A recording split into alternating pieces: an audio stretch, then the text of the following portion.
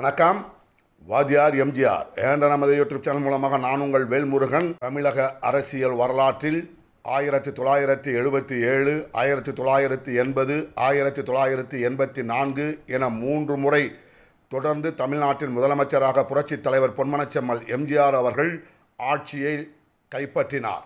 அதற்கு பிறகு எந்த ஒரு அரசியல் கட்சியும் தொடர்ந்து 2வது முறையாக ஆட்சியை பிடித்ததில்லை என்கின்ற நிலையில் இருந்து மாறி 2011 மற்றும் 2016 ஆகிய 2 முறை தமிழக அரசியல் வரலாற்றில் மீண்டும் ஆட்சியை கைப்பற்றி வரலாற்று சாதனை நிகழ்த்தி காட்டினார் நம் இதய தெய்வம் புரட்சித் தலைவி பொன்மன தலைவி அம்மா அவர்கள்.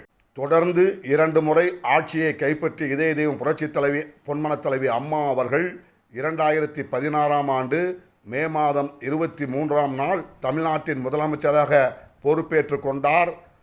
இது வரலாற்று சாதனை அல்லங்க. முதலமைச்சராக பொறுப்பேற்ற பிறகு புரட்சித் தலைவி அம்மா அவர்கள் மிக முக்கியமான 5 கோப்புகளில் கையெழுத்திட்டார். தமிழ்நாட்டில் வாழ்கின்ற ஏழை எளிய மக்களின் வாழ்வாதாரம் உயர்வதற்காக 5 அற்புதமான கோப்புகளில் கையெழுத்திட்டார் நம் இதய தெய்வம் புரட்சித் தலைவி பொன்மன தலைவி அம்மா அவர்கள். உலகிற்கே உணவளிக்கும் நம் விவசாய பெருமக்கள் கூட்டுறவு வங்கிகளில் வாங்கியிருந்த கடன்களை எல்லாம் முழுமையாக ரத்து செய்யப்படும், அந்த தொகையினை தமிழக அரசே செலுத்தும் என்ற அற்புதமான ஆணையில் கையெழுத்திட்டார் புரட்சித் தலைவி பொன்மன தலைவி அம்மா அவர்கள்.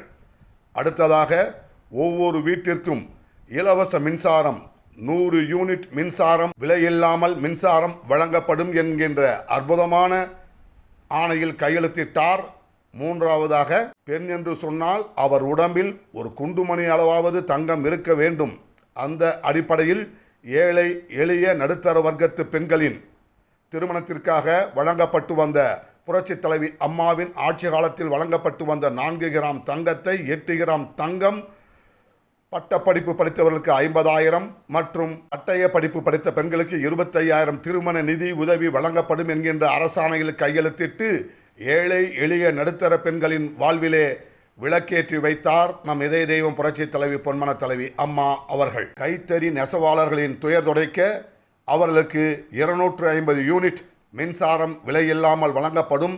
விசைத்தறி நெசவாளர்களுக்கு 750 யூனிட் மின்சாரம் விலையில்லாமல் வழங்கப்படும் என்கின்ற 4வது ஆணையில் கையெழுத்திட்டு மக்களின் மானம் காக்கும் ஆடைகளை நெய்யும் கைத்தறி மற்றும் விசைத்தறி தொழிலாளர்களின் மானம் காக்கின்ற செயலில் அவர்களின் வருமானம் பெருகுகின்ற வகையில் அற்புதமான ஆணையில் கையெழுத்திட்டார் நம் இதய தெய்வம் புரட்சித் தலைவி பொன்மன தலைவி அம்மா அவர்கள். டாஸ்மாக் காலையில் 10 மணிக்கு திறக்கப்படும் என்பதற்கு பதிலாக 12 மணிக்கு திறக்கப்படும். டாஸ்மாக் வேலை நேரத்தை மாற்றி அமைத்தார். அது மட்டுமில்லாமல் 500 டாஸ்மாக் கடைகள் மூடப்படும் என்கின்ற அரசாணையில் கையெழுத்திட்டு ஏழை எளிய நடுத்தர வர்க்கத்து தாய்மார்களின் துயர் துடைத்தார் என்று கூறி இந்த காணொலியை நிறைவு செய்கின்றோம். நன்றி, வணக்கம். வாழ்க தமிழ், வெல்க அனைத்து இந்திய அண்ணா திராவிட முன்னேற்றக் கழகம்.